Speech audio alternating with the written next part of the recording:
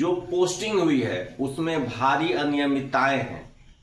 जिला आवंटन को लेकर के एक केस तो चल ही रहा है, जिसमें कई सारे उम्मीदवारों ने यह दावा किया है कि उनसे कम रैंक वाले शिक्षकों को बेहतर पोस्टिंग दे दी, यानी उसी जिले में पोस्टिंग दे दी गई है और उनका ज्यादा अच्छा रैंक रहते हुए भी पटना, मुजफ्फरपुर जैसे जिलों में पोस्टिंग नहीं दी गई है।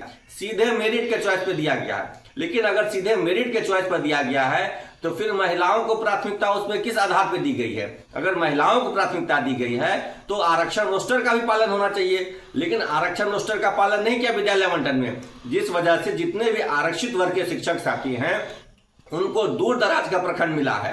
हजारों की संख्या में प्रधान शिक्षक में से 40 से 50% शिक्षक, खास करके जिनका रिजल्ट रिजर्व कैटेगरी में आया है, वो परेशान हैं। उनको उनका ऐच्छिक प्रखंड नहीं दिया गया है, उनको दूर दराज के प्रखंड में 3 ऑप्शन से बाहर भेज दिया गया है, जिस वजह से सभी परेशान हो रहे हैं, दर दर भटक रहे हैं।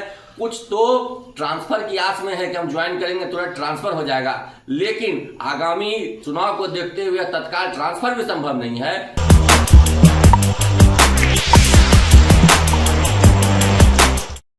प्रधान शिक्षकों और प्रधानाध्यापकों की जो पोस्टिंग हुई है उसमें भारी अनियमितताएं हैं। जिला आवंटन को लेकर के एक केस तो चल ही रहा है, जिसमें कई सारे उम्मीदवारों ने यह दावा किया है कि उनसे कम रैंक वाले शिक्षकों को बेहतर पोस्टिंग दे दी, यानी उसी जिले में पोस्टिंग दे दी गई है और उनका ज्यादा अच्छा रैंक रहते हुए भी पटना, मुजफ्फरपुर जैसे जिलों में पोस्टिंग नहीं दी गई है।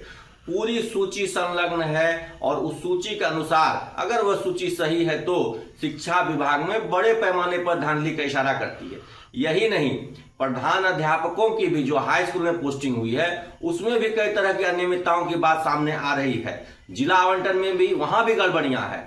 साथ ही साथ जो अभी स्कूल आवंटन हुआ है, विद्यालय आवंटन हुआ है, उसमें तो 100% मैं दावे के साथ कहता हूं कि भारी अनियमितता है। ऐसे लोगों को उनका प्रखंड दे दिया गया है जिनका रैंक कम है, और जिनका रैंक अच्छा है उनको उनका प्रखंड नहीं दिया गया है। जिला वाइज रोस्टर का भी पालन नहीं है। जो आरक्षित वर्ग के शिक्षक साथी हैं उनको अपना ऐच्छिक प्रखंड नहीं दिया गया है, सीधे मेरिट के चॉइस पे दिया गया है। लेकिन अगर सीधे मेरिट के चॉइस पर दिया गया है तो फिर महिलाओं को प्राथमिकता उसमें किस आधार पर दी गई है? अगर महिलाओं को प्राथमिकता दी गई है तो आरक्षण रोस्टर का भी पालन होना चाहिए, लेकिन आरक्षण रोस्टर का पालन नहीं किया विद्यालय आवंटन में, जिस वजह से जितने भी आरक्षित वर्ग के शिक्षक साथी हैं उनको दूर दराज का प्रखंड मिला है और मेरिट के आधार पर महिलाओं को उसमें एडजस्ट कर दिया गया है। ये सरासर विरोधाभासी बातें हैं। अगर विद्यालय आवंटन मेरिट के हिसाब से करना था तो सभी वर्ग पर लागू होना चाहिए, महिलाओं को उसमें एडजस्ट नहीं करना चाहिए। और अगर आपने महिलाओं को एडजस्ट किया है तो फिर आरक्षित वर्ग के सभी शिक्षकों को एडजस्ट करना चाहिए।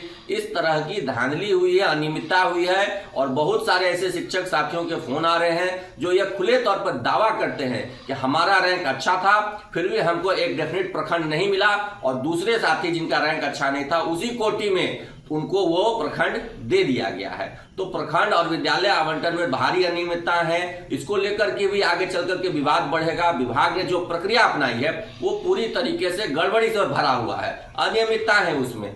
शुरुआती दौर में जो प्रक्रिया अपनाई थी विभाग ने, जिसमें आरक्षण रोस्टर का पालन किया गया था, वो प्रक्रिया कहीं बेहतर थी इस मेरिट कम चॉइस वाले मामले से। मेरिट कम चॉइस में बहुत सारे शिक्षक साथी परेशान हैं। हजारों की संख्या में प्रधान शिक्षक में से 40 से 50% शिक्षक, खास करके जिनका रिजल्ट रिजर्व कैटेगरी में आया है, वो परेशान हैं। उनको उनका ऐच्छिक प्रखंड नहीं दिया गया है, उनको दूर दराज के प्रखंड में 3 ऑप्शन से बाहर भेज दिया गया है, जिस वजह से सभी परेशान हो रहे हैं, दर दर भटक रहे हैं।